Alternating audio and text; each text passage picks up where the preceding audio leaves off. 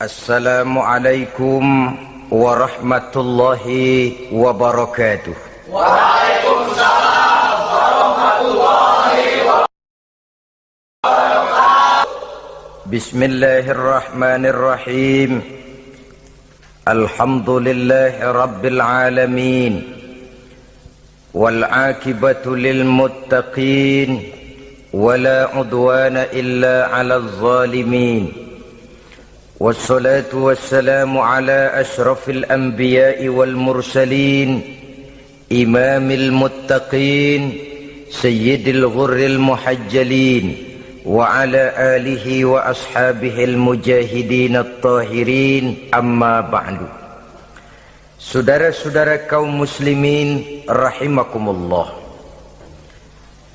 Nabi Musa alaihi salam adalah salah seorang nabi yang termasuk di dalam kelompok ulul azmi, 5 di antara yang terbesar. Beliau mendapat gelar kalimullah, artinya rasul yang pernah diajak dialog langsung oleh Allah subhanahu wa ta'ala. Seperti yang kita maklum bahwa di zaman Nabi Yusuf alaihi salam, beliau membawa serta seluruh keluarganya untuk tinggal di Mesir. Maka berkembang biaklah keturunan Bani Israel di tanah Mesir. Sampai di zaman pemerintahan Ramses II, yang merasa khawatir dengan semakin banyaknya keturunan Bani Israel di Mesir akan menghancurkan kekuasaan daripada kerajaannya. Ramses II inilah yang kita kenal sebagai Fir'aun di zaman Nabi Musa alaihi salam. Maka terjadilah kemudian kebijaksanaan yang tidak bijaksana. Orang-orang tua dari Bani Israel dikerjakan secara paksa, membangun bangunan-bangunan mercusuar. Kemudian bayi-bayi dari Bani Israel dibunuh. Orang tuanya disuruh kerja paksa, bayi laki-lakinya dibunuh. Dengan target agar Bani Israel hapus dari permukaan bumi ini. Tetapi kehendak Allah pasti juga akan terjadi. Maka lahirlah Nabi Musa alaihi salam, yang kelahirannya disembunyikan oleh orang tuanya dari pengetahuan umum. Namun bagaimanapun disembunyikan, kekhawatiran itu datang juga di hati ibu Nabi Musa alaihi salam. Allah kemudian memberikan ilham kepada ibu daripada Nabi Musa. Masukkan anakmu ke dalam satu peti, hanyutkan di sungai Nil. Itu dilakukan oleh ibu Nabi Musa alaihi salam. Dimasukkannya bayi Musa ini ke dalam peti, ditutup rapat, dihanyutkan di sungai Nil. Kemudian ibu tadi memerintahkan saudara perempuannya untuk mengikuti kemana peti ini hanyut di bawah arus sungai Nil. Adapun peti ini kemudian hanyut dibawa oleh arus sungai Nil, memasuki istana Fir'aun. Maka permaisuri atau istri daripada Fir'aun melihat peti hanyut itu, diperintahkan tentaranya untuk mengambil peti tadi. Manakala peti terbuka, berisi seorang bayi laki-laki yang sangat mungil, sangat gembiralah istri daripada Fir'aun. Diusulkannya kepada suaminya agar bayi laki-laki tadi diambil saja, dijadikan sebagai anak angkat, dipelihara dan dibesarkan dalam istana. Fir'aun menerima usul daripada istrinya. Maka sejak saat itu dijaga, dipelihara dan dibesarkanlah Nabi Musa alaihi salam di lingkungan istana Fir'aun laknatullah alaihi. Begitulah ia memasuki masa remajanya, tumbuh sebagai anak angkat daripada Fir'aun dengan segala fasilitas yang serba cukup di dalam istana Fir'aun. Sampai pada masanya di mana ia kemudian menyadari bahwa ia sebenarnya bukan dari keturunan orang-orang Mesir, tapi berasal dari keturunan Bani Israel. Sehingga satu hari ketika ia keluar dari istana, ia bertemu dengan orang yang sedang bertengkar, satu dari keturunan Bani Israel, satu lagi dari orang Mesir. Musa membantu orang Israel ini melerai perkelahian, tapi kemudian Nabi Musa memukul orang Mesir tadi, dan memang hebat, sekali pukul mati. Saudara-saudara, tidak sengaja Nabi Musa itu hanya memukul, memberikan peringatan, tapi mati. Ini disembunyikan oleh Nabi Musa, tapi bagaimanapun disembunyikannya, akhirnya toh tahu. Apalagi Fir'aun sejak awal memang sudah mendapat firasat. Jangan-jangan inilah yang banyak diramalkan oleh dukun-dukunku, ahli nujum di istanaku, bahwa akan lahir seorang anak laki-laki dari keturunan Bani Israel yang akan menghancurkan kekuasaanku, memusnahkan kerajaanku. Jangan-jangan ini orangnya.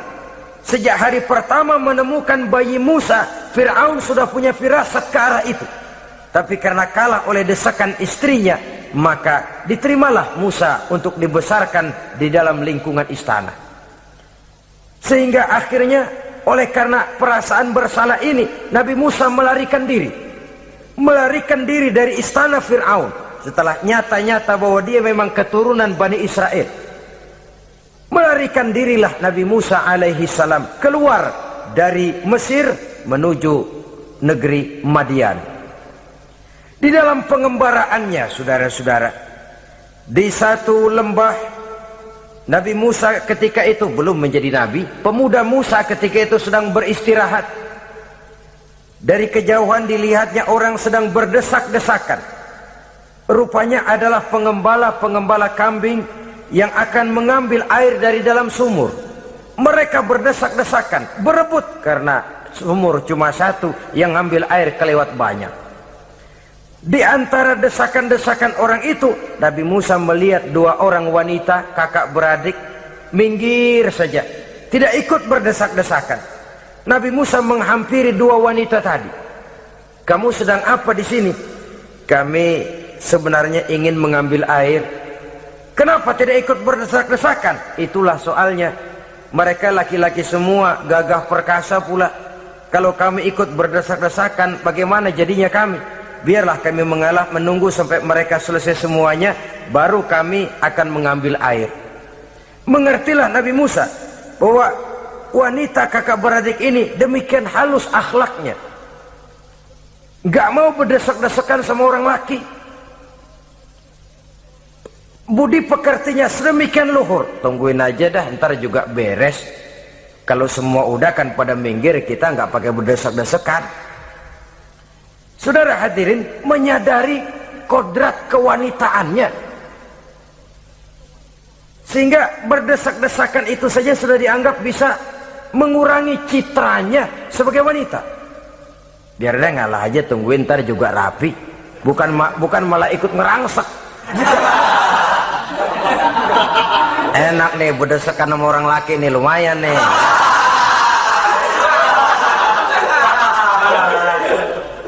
Sepintas itu saja sudah cukup bagi Nabi Musa, pemuda Musa, untuk menilai akhlak daripada wanita itu tadi. Oh, kalau kamu nunggu begini aja lama, kata Nabi Musa. Sudah, sini saya tolongin. Diambil embernya, Nabi Musa ikut berdesakan. Karena Nabi Musa memang kuat badannya, gak lama sudah dapat air. Sodorkan ke sana. Si wanita segera tahu bahwa pemuda ini begitu baik budi pekertinya, mau menolong orang yang dalam kesusahan. Akhirnya, bagaimana kalau kamu ikut saja ke rumah saya? Bapak saya sudah tua, senang hatinya kalau kamu ikut ke rumah, kenalan sama bapak saya. Ayolah, ayolah, berangkatlah. Dalam perjalanan, si wanita ini berjalan duluan, Nabi Musa di belakang. Kemudian Nabi Musa bilang, sebentar, saya duluan, kamu belakangan. Kenapa rupanya? Angin nakal bertiup menghembus pakaian si wanita, sehingga memberikan gambaran yang agak jelas tentang warna, bentuk, postur badan si wanita itu tadi. Sekarang Musa yang menunjukkan budi pekerti yang luhur. Gak mentang-mentang ditiup angin, nah mumpung nih.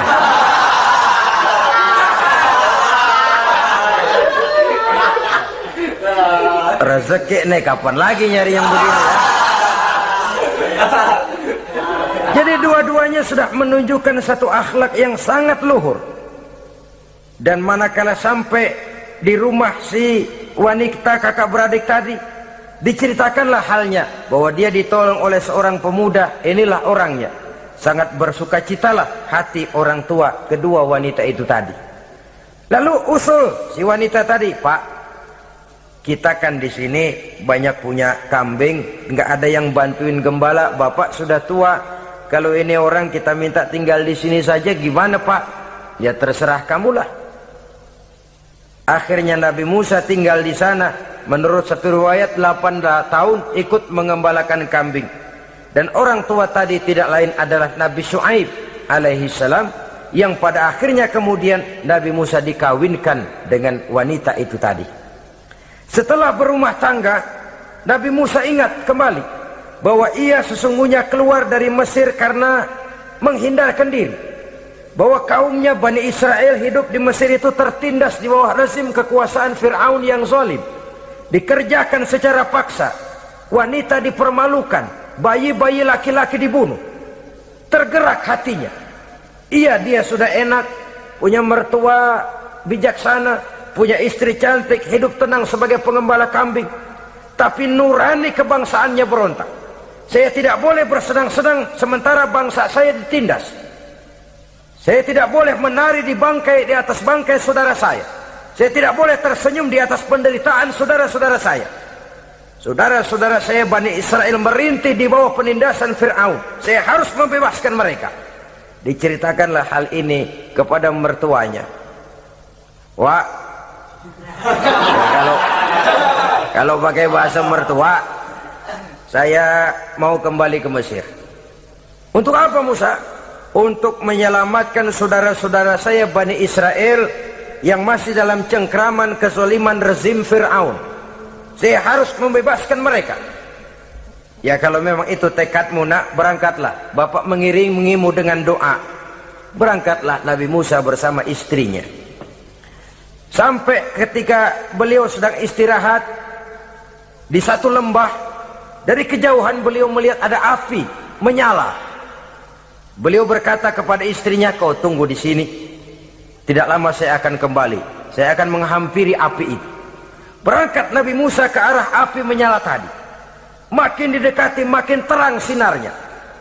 Sampai kemudian terdengar suara, ya Musa, inni ana rabbuka fakhla' na'laik. Innaka bilwadil muqaddasi tuwa wa ana akhtartuka fastami' lima yuha. Wahai Musa, akulah Tuhanmu, bukalah terompahmu. Sesungguhnya engkau berada di satu lembah yang disucikan bernama lembah Tua. Aku telah memilihmu Musa, dan sekarang dengarlah apa yang diwahyukan kepadamu. Pada saat itulah turun wahyu pertama, dan resmilah sudah Nabi Musa diangkat menjadi Rasul oleh Allah Subhanahu wa ta'ala di satu lembah di Bukit Tursina. Apa wahyu yang pertama turun? Bunyinya, innani anallah la ilaha illa ana fa'budni. Sesungguhnya aku inilah adalah benar-benar Tuhanmu. Tidak ada Allah selain daripada Allah, engkau hanya beribadah menyembah kepadaku. Ini umum saudara. Semua Rasul yang diutus Allah, inilah ajaran prinsipnya. Anallah la ilaha illa ana. Akulah Allah Tuhanmu. Tidak ada Tuhan lain selain Allah. Semua Rasul membawa ajaran ini. Oleh sebab itu, bukan hanya sekadar percaya kepada Tuhan saja yang penting. Sudahlah, pokoknya kan percaya kepada Tuhan. Iya, Tuhan yang mana?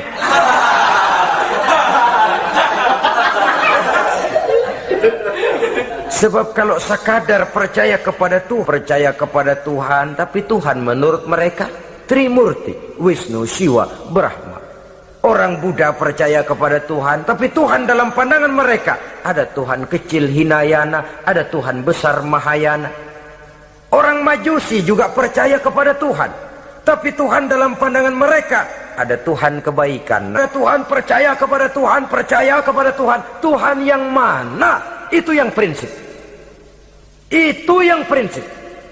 Sebab salah kita dalam mempercayai Tuhan, kita akan terjebak ke dalam penyakit. Kalau tidak kufur, syirik. Dan dua-dua itu bapak moyangnya dosa. Sebab itu Islam menyelamatkan kita masyarakat manusia. Ya ayyuhan nasu ubudu rabbakumul ladzi khalaqakum. Hai manusia, Tuhanmu yang perlu kamu sembah itu hanyalah Tuhan yang telah menciptakan kamu. Dan itu tidak lain adalah Allah yang lam yalid wa lam yulad wa lam yakul lahu kufuwan ahad, yang laisa kamitslihi syai'un. Ia tidak beranak, ia tidak diperanakkan, dan ia tidak bisa diserupakan dengan apapun. Dialah Allah itu.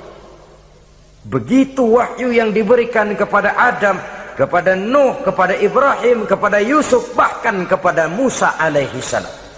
Innani anallah la ilaha illa ana fa'budni. Akulah Allah Tuhanmu, tidak ada Tuhan lain selain daripada aku Allah, maka kepadakulah kamu hanya menyembah. Ini wahyu yang pertama turun, sudah berisi tauhid. Jadi hakikatnya agama Yahudi, saudara, adalah agama tauhid, agama monoteis, agama yang mengajarkan hanya ada satu Tuhan untuk seluruh alam, dan Tuhan itu adalah Allah subhanahu wa ta'ala. Sebab itu syahadat orang Yahudi bunyinya begini: Shema Yisrael Yahweh Elohenu Yahweh Echad. Ini syahadatnya orang Yahudi. Itu perbedaan bahasa Suryani Ibrani dengan bahasa Arab. Kita Isma itu bahasa Arab, dia Shema. Isma, Shema. Shema Yisrael Yahweh Elohenu Yahweh Echad. Ahad Echad.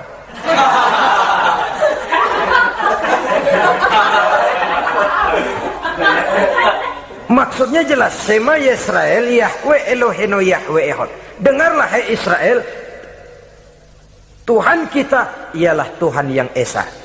Yahweh kata mereka, Tuhan kita ialah Tuhan yang Esa. Esa tunggal, tidak beranak, tidak diperanakan. Kalau masih beranak, masih diperanakan, jangan Esa disebut, sebab dia masih berbilang. Dan maha suci Allah daripada sifat berbilang. Jadi asas dari seluruh misi yang dibawa oleh Rasul yang 25 itu sama, tauhid inti ajarannya. Setelah tauhid, wa aqimis sholata li dzikri, dan dirikanlah solat untuk mengingat aku. Jadi solat pun diwajibkan kepada Nabi Musa. Cuma teknisnya yang berbeda. Bagaimana solat di zaman Nabi Musa, bagaimana solat di zaman Nabi Sulaiman, bagaimana solat di zaman Nabi Muhammad. Prinsipnya sama, solat, solat, solat. Teknisnya yang berbeda. Di zaman Nabi Sulaiman konon solat itu tidak pakai ruku, tidak pakai sujud, diri saja. Makanya Nabi Sulaiman itu menurut riwayat meninggalnya dalam posisi berdiri. Artinya apa? Dalam keadaan solat beliau itu. Bukan diri ngejedek kayak kita nungguin bus, bukan.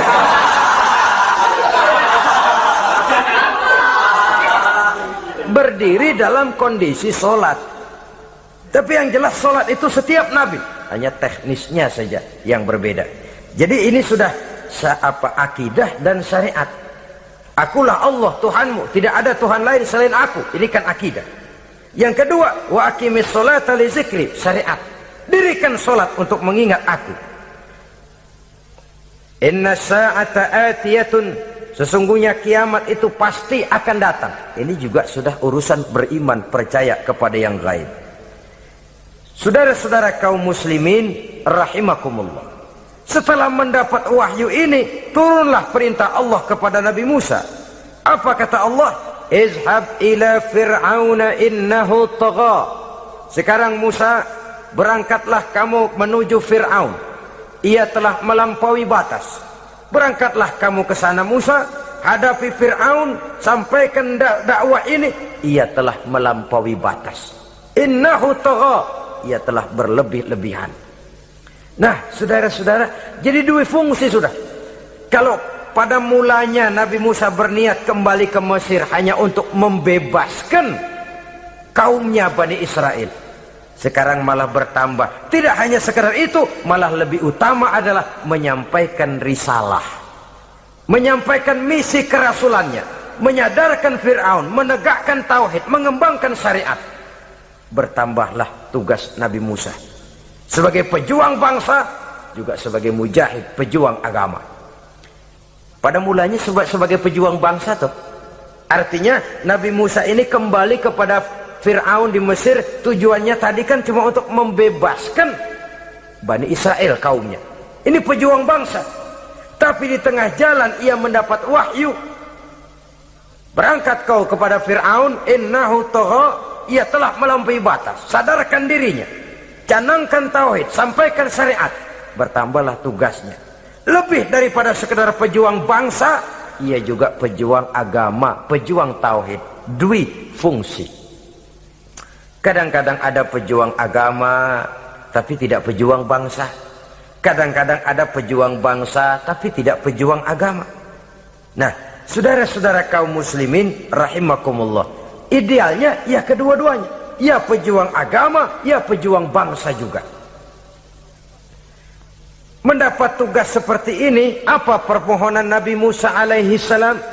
Beliau berkata, qala rabbi shrah li sadri wa yassir li amri wahlul 'uqdatam min lisani yafqahu qawli waj'al li waziran min ahli Haruna akhi usdud biha uzri.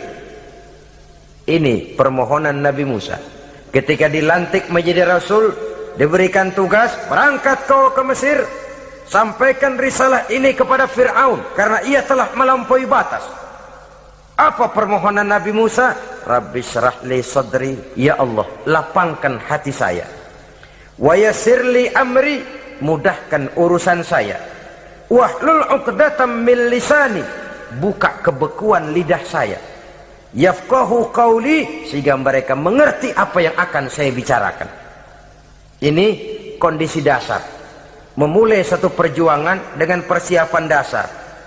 Apa permohonan pertama? Isyrah li sadri, lapangkan jiwa saya. Menghadapi musuh dengan jiwa yang lapang itu penting. So, kalau kita menghadapi musuh dengan jiwa yang sempit, kita sudah kalah sebelum perang. Menghadapi musuh dengan jiwa yang lapang, artinya masih berharap kalau dia mau mengikuti ajaran ini. Jadi pada tahap pertama itu datang bukan sebagai orang yang mau membasmi, tapi sebagai orang yang mau menyelamatkan. Ini perlu jiwa yang lapang. Sebab dakwah Nabi Musa itu kan pertama menyadarkan Fir'aun dulu. Nanti akan kita lihat setelah disadarkan dengan kata-kata, tidak kena juga dengan bukti berupa mukjizat. Masih bandel juga. Musa mohon supaya dikirim bencana. Masih nggak mempan juga, habis deh urusan. Jadi ada tahapan sesuai dengan kemungkinan Fir'aun bisa menerima. Sama juga bayi itu kan kalau baru lahir ke dunia, brol kasih susu emaknya dulu. Gedean dikit bubur, gedean lagi nasi ulek dah. Udah gede betul nasi. Udah gede banget, jengkol jijelin.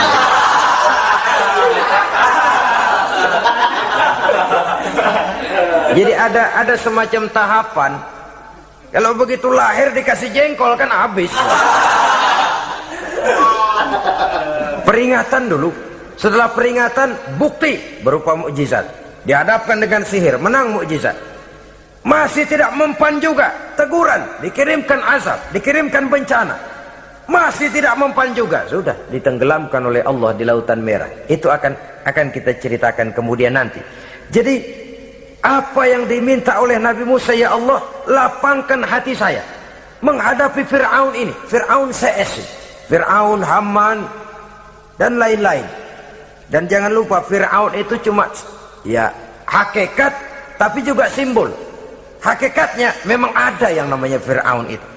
Simbol karena Fir'aun selalu berkembang. Di setiap zaman, di setiap tempat, Fir'aun selalu ada. Cuma liciknya Fir'aun ini kemana dia pindah, ke situ dia ganti nama. Orang sering lupa. Padahal isinya Fir'aun. Namanya bisa Hitler, namanya bisa Mussolini, namanya bisa Stalin, tapi isinya Fir'aun. Kemana dia tinggal? Di situ dia ganti nama. Simbol dari kekuasaan yang terlepas dari kontrol iman. Simbol dari kekuasaan yang menyebabkan orang lupa diri dan lupa daratan. Dan sebenarnya mah Fir'aun mulanya cuman raja tuh, raja doangan dia. Cuman kelamaan jadi raja, kagak mau turun-turun. Akhirnya dia menganggap tidak ada yang lebih tinggi daripadanya. Apalagi ketika Nabi Musa datang mengajarkan ada Tuhan lain, yaitu ada Tuhan yang sebenarnya, yaitu Allah. Lah Fir'aun sampai kepada puncak kekurang ajarannya, memproklamirkan diri sebagai Tuhan. Ana rabbukumul a'la. Bukan karena kebodohannya sebenarnya, tapi karena gengsi kekuasaannya. Nah ini, gengsi kekuasaan ini sering menyebabkan orang overacting. Fir'aun bukan bodoh, bukan. Fir'aun bukan tidak tahu kalau Musa itu benar, tahu. Fir'aun bukan tidak ngerti kalau itu mukjizat, sihir kalah, tahu. Tapi gengsi kekuasaan. Gua kan raja, masa di depan rakyat tunduk sama Musa? Gengsi dong.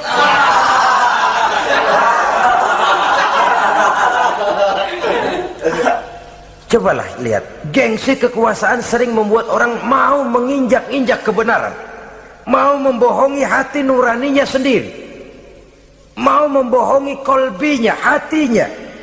Padahal itu sudah, orang kalau sudah hatinya sendiri dibohongin, apalagi orang lain, sudah manusia paling kejam itu. Cuma karena gengsi kekuasaan saja.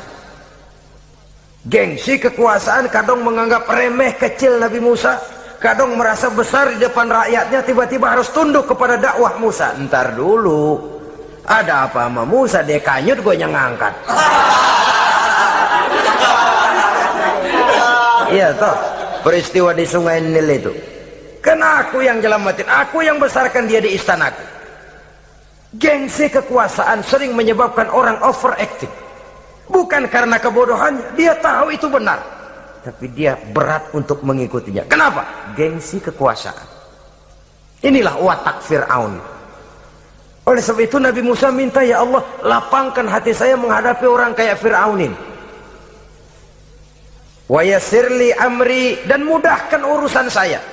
Ini orang berjuang itu, saudara, setelah segala taktik dan strategi dibicarakan, segala fisik disiapkan, jangan lupa wa yassirli amri, ya Allah, mudahkan urusan saya. Sebab sepanjang yang bisa kita lakukan hanyalah berusaha dan berusaha. Kepastian, ketentuan, hak prerogatif daripada Allah Azza wa Jalla. Kalau Allah memberikan kemudahan, satu dunia orang mau menghadang, no problem. Kalau Allah sudah memberikan kemudahan, satu dunia orang mau mendatangkan kesulitan, gak ada gunanya. Wa yassirli amri, mudahkan kiranya urusan saya ini ya Allah. Karena sudah terbayang oleh Musa. Pertama, faktor psikologis. Bagaimanapun Fir'aun itu kan bapak angkat sendiri. Ya orang kalau nasihatin orang lain barangkali nggak terlalu jadi beban moral. Tapi kalau sudah menasehati orang yang pernah mengasuh dan membesarkan dia, itu kan beban moral. Sulit posisi ini, apalagi kekuasaan mutlak berada di tangannya, tentaranya gagah perkasa. Wa yassirli amri, mudahkanlah urusan saya ya Allah. Lapangkan hati, mudahkan urusan.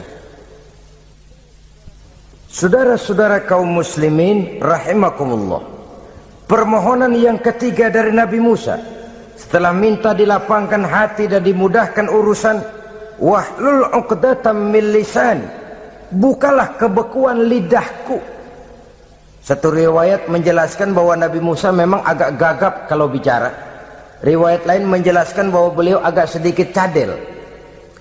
Tapi yang jelas, minta agar dibukakan kebekuan lidah. Ini mengandung satu pelajaran, bahwa cara menyampaikan sesuatu akan sangat menentukan sesuatu itu sendiri. Sesuatu yang baik, kalau salah cara kita mengucapkannya, salah cara kita menyampaikannya, jadi tidak baik kesan orang.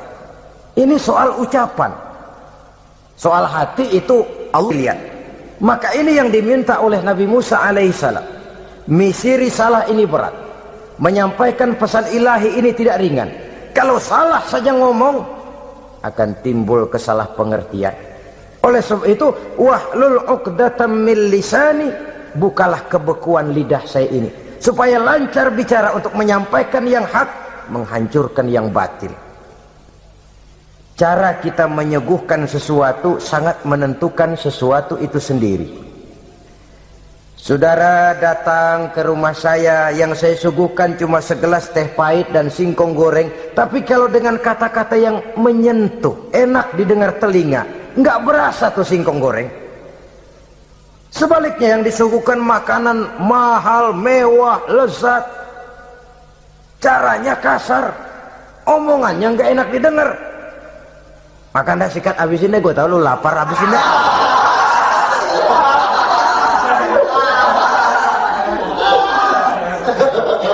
Rasanya biar lapar juga nahan juga gitu. Apa itu? Bukan makanannya yang tidak enak, bukan kita nggak doyan, bukan, caranya itu loh, caranya. Nah, Islam ini agama yang baik. Kalau disampaikan dengan kata yang tidak baik, akan timbul, oh Islam kok gitu ya. Nah ini yang tidak diinginkan oleh Nabi Musa. Wahlul 'uqdatam min lisani. Kita begitulah dalam kehidupan ini, kadang mendengar satu ceramah bisa berurai air mata, bisa histeris, bisa gembira. Kenapa? Kepandaian orang menyampaikannya. Bicara dia 2-3 jam, rasanya baru 5 menit, baru sebentar kok, tahu-tahu sudah selesai. Ada yang udah setengah jam, baru seperempat jam ngomong, udah rasanya udah kayak 3 jam.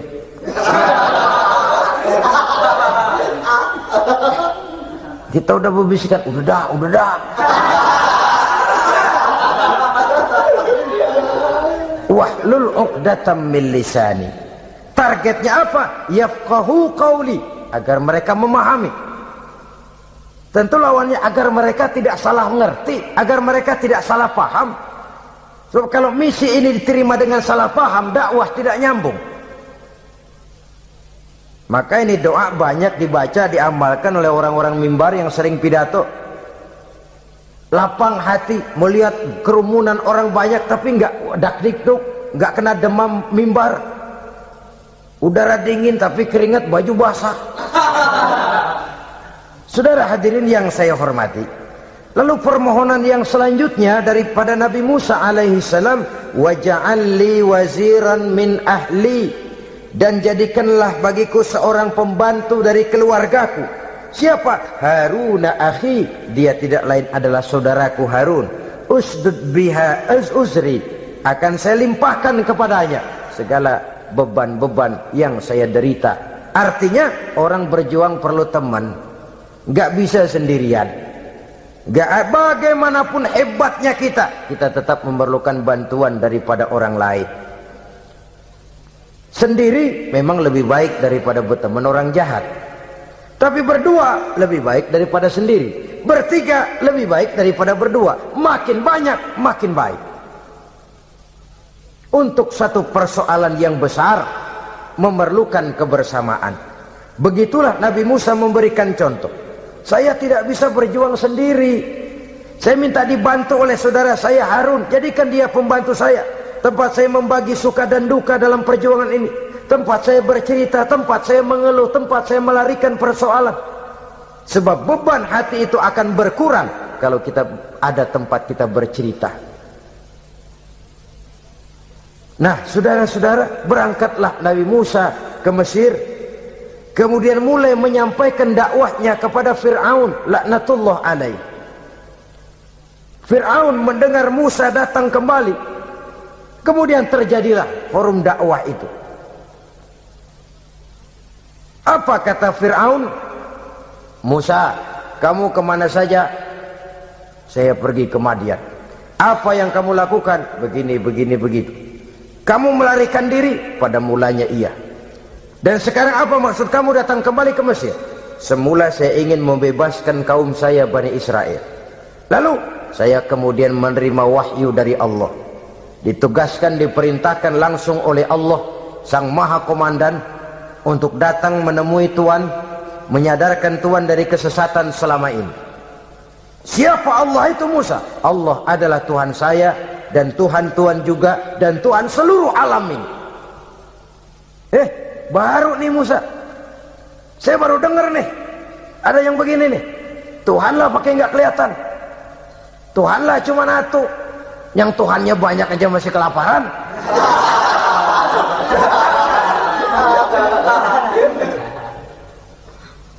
Di mana Tuhan?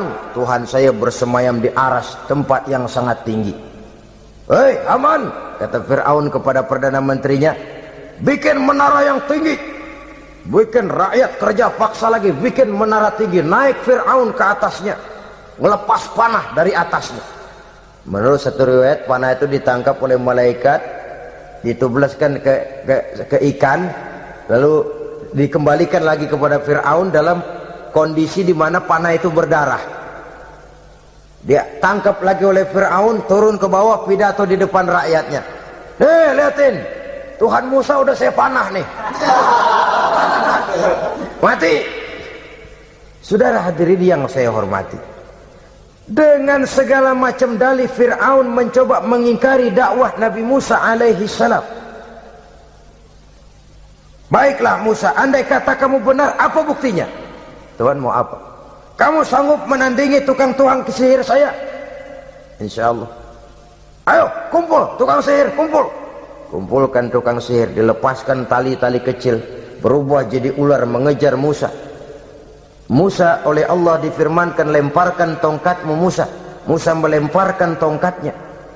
Tongkat Musa kemudian berubah menjadi ular besar yang menerkam ular-ular kecil tadi. Habis itu ular kecil ciptaan tukang sihir Fir'aun. Begitu hebat mukjizat yang diberikan Nabi Musa, dan Fir'aun tahu itu mukjizat, tapi dia ingkar juga, tidak mau beriman. Sudah nyata bukti, sudah jelas saksi, dia tetap ingkar. Akhirnya Nabi Musa berdoa memohon kepada Allah, Rabbana innaka ataita fir'auna wa mala'ahu zinatan wa amwalan fil hayatid dunya. Wahai Allah, sungguh engkau telah memberikan kepada Fir'aun dan para pembesarnya zinatan, segala macam perhiasan, wa amwalan, dan segala macam harta benda, fil hayatid dunya, di dalam kehidupan dunia ini. Rabbana liyudillu an sabilik, semuanya hanya menyebabkan mereka jadi sesat dari jalanmu. Rabbana tmis ala amwalihim, ya Allah binasakanlah mereka di dalam hartanya. Wasdud ala qulubihim, tutuplah pintu hatinya. Fala yu'minu hatta yarawul azabal alim, mereka tidak akan beriman sampai mereka melihat azab yang sangat pedih. Sudah dibuktikan dakwah baik-baik tidak mempan, bukti berupa mukjizat tidak kena, sampai dikirimkan teguran berupa berbagai macam bencana masih tidak juga beriman. Akhirnya Nabi Musa memutuskan, kalau begitu menyelamatkan kaum dululah. Kaumnya Bani Israel dibebaskan dari perbudakan, dibawa oleh Musa keluar dari Fir'aun, dari Mesir, dikejar oleh Fir'aun. Dalam pengejaran ini sampailah Nabi Musa di tepian Laut Merah. Buntu, depan laut, belakang tentara Fir'aun. Maju kecebur, mundur kepergok musuh, nggak ada pilihan lain. Dalam kondisi seperti ini, Allah Subhanahu wa ta'ala berfirman kepada Musa, lemparkan tongkatmu ke laut, hai Musa. Musa melemparkan tongkatnya ke laut. Terjadilah mukjizat. Laut terbelah, jalan muncul ke permukaan laut. Lewat Musa di jalan itu, Fir'aun terus mengejar. Ketika Musa sampai di tepian sebelah sana, Fir'aun masih di tengah jalan. Laut menutup kembali, hilang itu jalanan. Fir'aun dan seluruh tentaranya tenggelam di Lautan Merah, mati. Pada saat kondisi seperti itulah Fir'aun dalam keadaan menghadapi sakaratul maut, napas cengap-cengap, hampir putus di leher, berkata dia, amantu bi Rabbi Musa wa Harun. Kalau begini mah saya juga percaya dah sama Tuhan, percaya dah sama Tuhannya Musa dan Tuhannya Harun. Kata malaikat maut, kemarin kemana mas?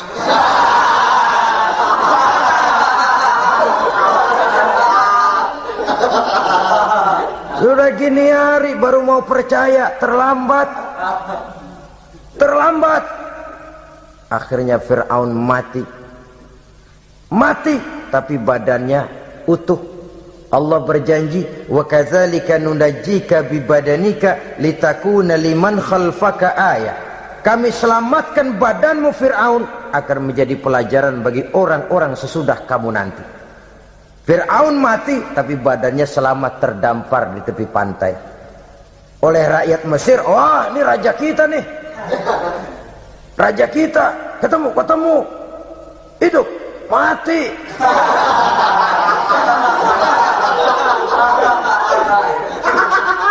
Kemudian sesuai dengan tradisi raja waktu itu, dimumilah badannya, diawetkan, sehingga sampai sekarang jenazah atau jasad daripada Fir'aun ini masih tersimpan dengan baik di museum negara di Mesir itu. Saudara-saudara kaum muslimin rahimakumullah, jadi satu hal yang bisa kita ambil pelajaran daripada riwayat perjalanan dakwah Nabi Musa ini, bahwa dakwah menyampaikan risalah memang bukan jalan lurus dan licin bertabur bunga di kanan kirinya. Dakwah menyampaikan pesan agama, jalannya berliku, berbelok, menanjak, menurun, banyak onak dan duri di sekelilingnya. Yang paling makan hati adalah apabila sudah berdakwah kepada penguasa yang zalim, seperti halnya Fir'aun ini. Bagaimanapun ia punya kekuasaan, ia punya tentara, ia bisa menghitamkan yang putih, ia bisa memutihkan yang hitam. Kalau bukan iman yang jadi landasan moral dalam perjuangan, orang mudah frustasi. Kalau berdakwah kepada rakyat kecil, resiko kurang. Kalau berdakwah kepada para pengusaha, resiko kurang. Kalau berdakwah kepada kelompok-kelompok yang tidak memegang kekuasaan, resiko kurang. Tapi kalau sudah kelompok memegang kekuasaan, yang tersinggung gengsi kekuasaannya, disitulah resikonya sedemikian besar. Ini yang dihadapi oleh Nabi Musa alaihi salam. Tapi yang dijalaninya dengan tabah, dengan tekun. Karena kebenaran memang bisa ditekan, tapi satu hal yang jelas, kebenaran sama sekali tidak akan bisa dikalahkan. Buat sementara dia bisa ditekan, tapi lambat atau cepat dia pasti akan muncul ke permukaan, dan kebenaran jugalah yang akan tampil sebagai pemenang. Sebenarnya kurang apa Fir'aun? Kekuasaan mutlak berada di tangannya. Seluruh menteri-menterinya adalah pendukungnya belaka. Rakyat dipaksa untuk takut dan taat kepadanya. Dia adalah kekuasaan tunggal di Mesir. Sementara kaum Bani Israel berada di bawah penjajahannya, penindasannya, kesewenang-wenangannya. Dan bahkan ketika Nabi Musa sudah menyampaikan dakwahnya, Fir'aun malah sempat mengungkap jasa. Musa, kamu kok sekarang bisa begitu? Enggak ingat ya dulu kamu hanyut di sungai Nil, istri saya kan yang angkat, saya yang besarkan di istana saya. Kok sekarang kamu bisa ngelawan saya sih? Ini biasa. Apa jawab Nabi Musa? Kenikmatan yang kau berikan kepada saya belum seberapa ketimbang penghinaanmu kepada kaum saya Bani Israel. Jangan kau menyangka Fir'aun, kalau saya kau bikin senang, saya lalu akan mau mengkhianati bangsa saya sendiri. Tidak. Sama sekali kesenangan yang kau berikan kepada saya tidak akan menutup mata saya dari kondisi yang dihadapi oleh kaum saya, oleh umat saya. Mereka tersiksa, mereka menderita, mereka merana. Haruskah saya lupakan mereka cuma karena saya sudah tinggal di istanamu, engkau yang membesarkan? Padahal kau pun membesarkan saya bukan karena kemauanmu. Desakan daripada istrimu. Jangan ngitung-ngitung jasa Fir'aun. Andai kata pun jasamu ada kepada saya, belum seberapa ketimbang penghinaanmu kepada bangsa saya Bani Israel. Di situ Nabi Musa menunjukkan sifat nasionalisme yang sangat tinggi, rasa nasionalisme yang sangat mendalam. Kadang-kadang kan orang ya seperti di zaman penjajahan Belanda, karena diangkat jadi tuan tanah, bangsanya sendiri diinjak-injak. Karena diangkat jadi centeng dikit dah, kumis mbaplang dah bukan main. bangsanya sendiri diinjak-injak. Fir'aun mengingatkan ini. Kalau cara kita, lo gede di sini, makan di sini, segala macam di sini dah. Masa lupa kacang sama kulitnya? Kasarnya mah lu bisa begini nih, Musa nih gue yang rawatin lu. Saya yang menjagamu, mengangkatmu dari sungai Nil. Masa sekarang sudah gede begini kamu mau berhadapan dengan saya? Punya pikiran dong dikit kalau cara kita. Mikir dong, mikir. Dulu lagi kanyu di Nil, siapa yang angkat? Musa tidak membantah. Betul itu Fir'aun, betul. Tapi apalah artinya semua itu ketimbang penghinaan yang engkau berikan kepada bangsa saya? Saya tidak mungkin menari-nari di atas bangkai umat saya. Saya tidak mungkin bersenang-senang di atas penderitaan kaum saya. Dan saya tidak mungkin senyum ceria di atas derita daripada kaum saya. Dengan tidak melupakan jasamu, saya tidak akan merubah pendirian saya. Saya ingin membebaskan penjajahan. Saya ingin membebaskan kaum saya Bani Israel dari belenggu penindasan. Kalau engkau sudah tidak mau mendengar dakwah yang saya sampaikan, tidak mau bertuhan Allah, tidak mau menyembah kepadanya, tetap dengan keangkuhan dan kesombonganmu sekarang ini, okelah, berjalanlah dengan keyakinanmu. Tapi saya harus membebaskan kaum saya Bani Israel. Saudara-saudara kaum muslimin rahimakumullah, itulah jalan dakwah, jalan menyampaikan risalah agama, risalah Islam. Sekali lagi, bukan jalan lurus bertabur bunga. Tapi agama memberikan ajaran, balighu anni walau ayat. Sampaikan dari aku walaupun cuma sekedar satu ayat saja. Tugas ini memang mulia tapi berat. Tugas ini memang terhormat tapi penuh resiko. Ya kalau menyampaikan asal sekedar menyampaikan, sudahlah, pokoknya nyampaikan, percaya syukur kagak udah dah. Bukan cuma sekadar itu, ada semacam tanggung jawab moral. Maka kondisi dasar yang dilakukan oleh Nabi Musa, permohonan yang tadi itu, ya Allah lapangkan hati saya.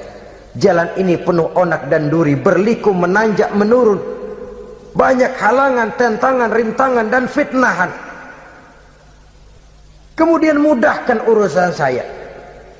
Menentang kekuasaan Fir'aun bukan perkara ringan. Bukan urusan main-main. Menentang raja yang sedang berkuasa, kekuasaannya mutlak, otoriter pula, diktator murni Fir'aun itu. Mudahkan urusan saya menghadapi jalan ini ya Allah. Karena tidak mungkin menurut otak. Mana bisa kata kebiasaan, impossible kata rasio. Kalau Allah mau memudahkan, semua jalan akan terbuka dengan mudah. Tapi kalau Allah yang mempersulit, bagaimanapun matangnya perhitungan strategi, taktik, rencana, program, planning, kalau Allah mempersulit, jalan itu akan jadi buntu jadinya. Oleh sebab itu maka persiapan zahir harus diimbangi dengan persiapan batin. Untuk menegakkan sesuatu yang hak, menghancurkan sesuatu yang batil, sebagaimana yang dilakukan oleh Nabi Musa alaihi salam ini. Dan segala macam tantangan dihadapi oleh Nabi Musa. Kau menyampaikan risalah bahwa engkau Rasul? Ya. Kau punya bukti? Siap. Apa buktimu? Ini, tongkat dilempar jadi ular, tangannya dimasukkan ke saku baju, lalu dikeluarkan bersinar gemerlapan, lebih sinar dari lampu merkuri. Sampai Fir'aun silau dibuatnya berasa. Sudah Musa, sudah, masukkan tanganmu lagi, masukkan tanganmu lagi. Dia tahu, dia sadar itu bukan sihir, tapi lagi-lagi gengsi kekuasaannya. Sehingga pantas kalau Nabi pernah bersabda, afdalul jihad kalimatu haqqin inda imamin jair. Jihad yang paling besar adalah mengucapkan kebenaran di depan penguasa yang zalim. Menyampaikan kebenaran di hadapan penguasa yang zalim. Tapi kan berat saudara, sulit. Apalagi kalau belum apa-apa udah ngeri. Udah jangan dah.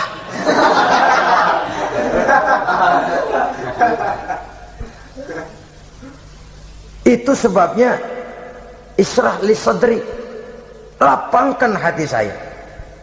Saya tidak punya kepentingan apa-apa kecuali menyampaikan kebenaran. Kalau sudah ada kepentingan pribadi, itu yang sering jadi handicap, itu yang sering jadi jurang pemisah antara kita dengan orang yang akan kita sampaikan kebenaran tadi. Saudara-saudara kaum muslimin rahimakumullah, maka terasa benar relevannya doa yang diajarkan oleh Rasul kepada kita. Allahumma arinal haqqa haqqa warzuqna ittiba'ah wa arinal batila batilan warzuqna ijtinabah. Ya Allah, tunjukkan kepada saya bahwa yang benar itu benar, berikan saya kekuatan untuk mengikutinya. Ya Allah, tunjukkan kepada saya bahwa yang salah itu salah, berikan saya kekuatan menghindarinya. Kenapa? Orang sering tahu bahwa itu benar, tapi tidak berdaya mengikutinya. Seperti Fir'aun, tahu bahwa Musa itu benar. Abu Jahal, Abu Lahab juga tahu bahwa Nabi Muhammad itu benar. Abrahat juga tahu bahwa Nabi Ibrahim itu benar. Namrus juga tahu Ibrahim itu benar. Tapi mereka tidak berdaya mengikuti kebenaran karena gengsi kekuasaannya. Kadang kita tahu bahwa itu salah, salah itu.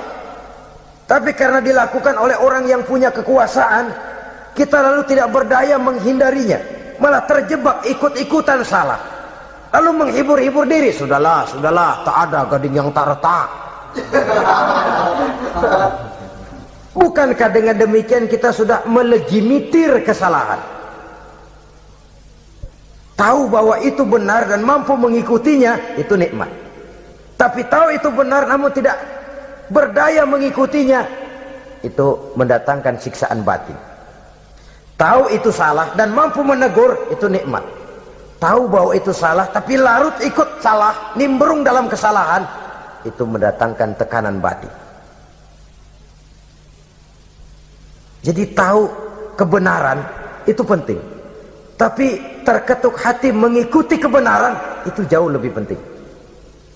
Semua kita tahu Islam itu benar, tapi semua yang tahu Islam itu benar maukah mengikuti ajaran Islam? Tidak, tidak.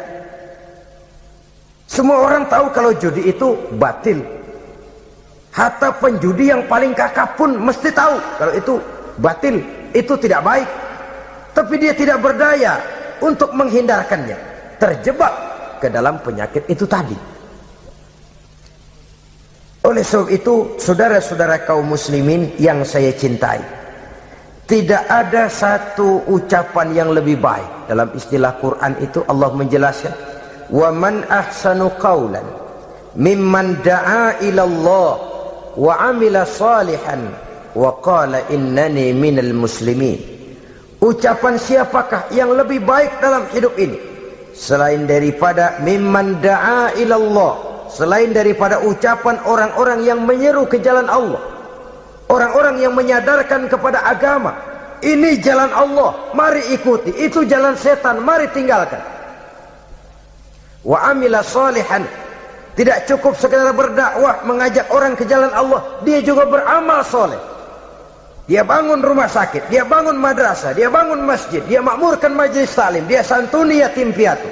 Wa qala innani minal muslimin, seraya berkata, saya termasuk orang yang berserah diri kepada Allah. Da'a ila Allah wa amila salihan wa qala innani minal muslimin. Menyerukan manusia ke jalan Allah, beramal soleh, dakwah bil hal kata orang sekarang. Kemudian mereka pada akhirnya berkata, kami adalah sekelompok orang-orang yang sudah berserah diri kepada Allah, segalanya diserahkan kepada Allah. Lahirlah kedamaian rohani, ketegaran pribadi, ketentraman batin di dalam dia melaksanakan tugasnya. Kalau tidak, maka nanti ya tuh orang kan gua ajak baik-baik nyuruh sembahyang, ngapa gua dimusuhin? dipikirin, kurus dah, ampek aja dah. Maka nanti soal orang mau beriman atau tidak itu bukan urusan kita. Tugas kita hanya sekedar penyampai, tugas Rasul hanya sekedar penyampai. Kalau dakwah sudah disampaikan, metode sudah disusun, pendekatan sudah baik, tapi orang tidak mau beriman, Allahumma inni qad ballaghtu, ya Allah sudah saya sampaikan, ya Allah sudah saya peringatkan, Ya Allah, sudah saya sampaikan. Ya Allah, sudah saya tegur. Kalau toh tetap begitu juga, sudah saya sampaikan ya Allah. Di sana kelapangan lalu tumbuh. Jadi dengan kata lain, kita hanya berusaha, hidayah adalah di tangan Allah. Oleh sebab itu, kita ini termasuk yang bersyukur telah mendapat limpahan hidayah ini.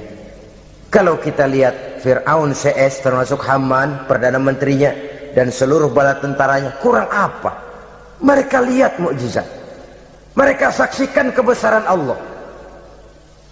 Di dunia juga mereka sudah dikirim bencana, teguran kepada mereka, entah tidak juga beriman. Dan strategi Nabi Musa mula-mula dialog, diajak ngomong, diajak bicara, diajak mikir, tukar pikiran. Allah itu begini-begini, oh tidak bisa, iya begini-begitu. Masih tidak percaya juga, dibuktikan mukjizat, tongkat jadi ular, tangan bisa mengeluarkan sinar. Masih ingkar juga, keluar doanya nih, doa yang ada dalam surah Yunus ayat 88-89. Rabbana tmis ala amwalihim, ya Allah cukup dah. Seruan sudah disampaikan, peringatan sudah diberikan, mukjizat sudah mereka lihat, tapi nggak juga mau beriman. Buresin aja harta bendanya dah. Habisin aja, habisin dah. Dikasih perhiasan kehidupan dunia. Innaka ataita fir'auna wa mala'ahu zinatan wa amwalan. Dikasih harta, kesenangan dunia, bikin sesat. Habisin aja dah. Wasdud ala qulubihim, hatinya empat dah. Udah dipatri, udah nggak mempan apa-apa. Udahlah ya Allah. Wala yu'minu hatta yaraul azabal alim. Rasanya mereka memang nggak bakal mau beriman kalau belum melihat azab yang sangat pedih. Dan memang setelah timbul tenggelam, napas mau sekarat, baru beriman. Terlambatlah sudah. Nah, saudara-saudara kaum muslimin rahimakumullah, bagaimana akhir daripada perjalanan Nabi Musa ini, insya Allah akan kita bicarakan pada pertemuan berikutnya. Terima kasih atas perhatian saudara.